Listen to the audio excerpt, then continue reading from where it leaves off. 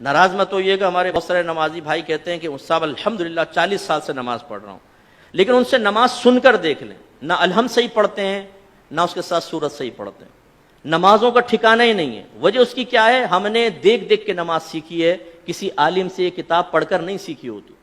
ہم مسجد میں آتے ہیں ایک یوں تکبیر لگا،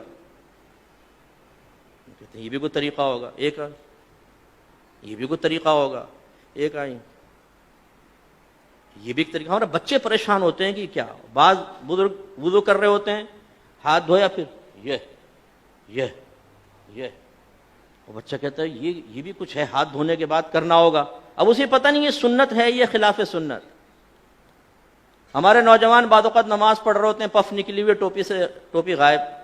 اب ٹوپی سے نماز پڑھنا مستحب ہے، اس کا انکار نہیں ہے، اور ہم ادب بھی اس کو کہتے ہیں، لیکن بغیر ٹوپی کے نماز پڑھنا نہ گناہ ہے نہ کوئی مکروہ تحریمی، زیادہ سے زیادہ آپ کہہ سکتے ہیں مکروہ تنزیہی، جو گناہ نہیں ہے نظر شرع میں لیکن اچھا بھی نہیں ہے یوں۔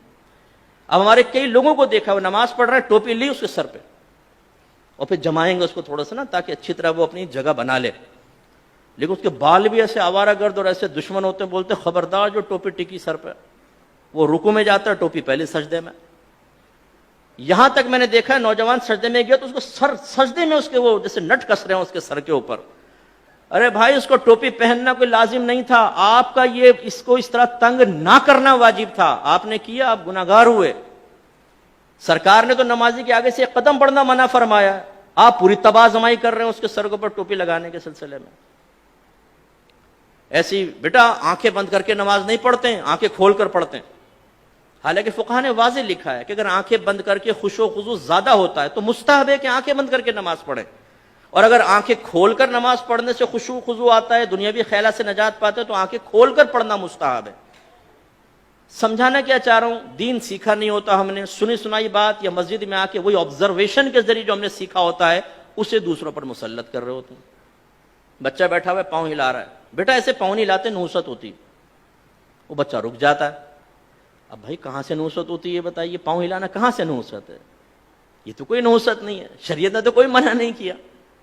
لیکن وہی بچہ اگر فجر کی نماز چھوڑ رہا ہو تو اس کو اتنی سختی سے نہیں سمجھائیں گے نا، بچہ تھکا آ رہا ہے، رات میں سو گیا، کوئی بات، پوری رات محافل نعت میں شرکت کر کے سنی ٹناٹن قطعی جنتی نعت خانوں کی زبان پر فجر کی نماز چھوڑ رہا ہوتا ہے نا، نہ جماعت سے نماز پڑھے گا نہ فرض پڑھے گا، 4 بجے تک محفل ہوئی ہے، اس کے بعد اسکوٹر گھمایا، آ کے بستر پر سو گئے، مؤذن کہہ رہا ہے حی علی الصلاۃ حی علی الفلاح، اور وہ تصوراتی اور خوابی دنیا سے جواب دے رہا ہے کہ حضور نعت خوانی میں شرکت کر تو لیے، جنتی ہو تو چکا ہوں، بلا حساب و کتاب تو ہم جنت میں چلے جائیں گے۔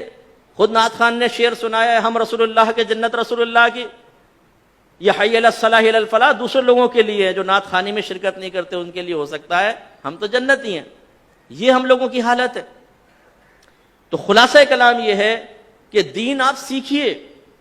میں نے الحمدللہ بالغان کا بہت مدرسہ پڑھایا، نمازیں سنیں کوئی ٹھکانہ نہیں، سبحان رب الاعلی، التحیات، حالانکہ صحیح لفظ ہے التحیات، التحیات نہیں ہے۔ اسی طرح صحیح لفظ ہے رب اجعلنی، اور اکثر کیا پڑھیں گے ربی جعلنی، ربی جعلنی، غلط ہے۔ یہ اصل میں اجعل صیغہ امر کا، ربی کو با کو جیم سے ملائیں گے حمزہ وصلی گر جائے گا، رب اجعلنی، رب اجعلنی، لیکن ربی جعلنی۔ تو یہ کیوں ہوتا ہے؟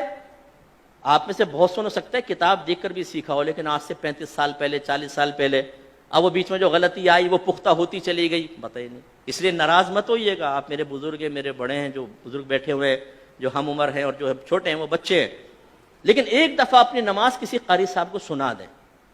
پہلی بات تو یہ کہ جس کو ڈر ہوگا نا، خوف کہ میں پھنسوں گا، وہ سنائے گا ہی نہیں، وہ کہے گا مفتی صاحب نے ٹھیک کہا لیکن اللہ کی رحمت بہت بڑی، اللہ معاف کرنے والا ہے۔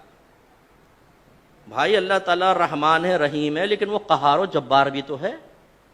اس کی قہاریت اور جباریت کو فراموش کر کے صرف رحمانیت پہ نگاہ کرنا یہ نبیوں کا طریقہ نہیں ہے۔ وہ وصف نبوت حاصل کرنے کے باوجود، صحابہ کرام وصف صحابیت حاصل کرنے کے باوجود ڈرتے رہے اپنے رب سے، وہ رحمت کا یقین بھی رکھتے تھے اور اللہ کے عذاب سے بھی خوفزدہ رہتے تھے۔ یہ ایک مومن کی شان ہے، تو سیکھیے۔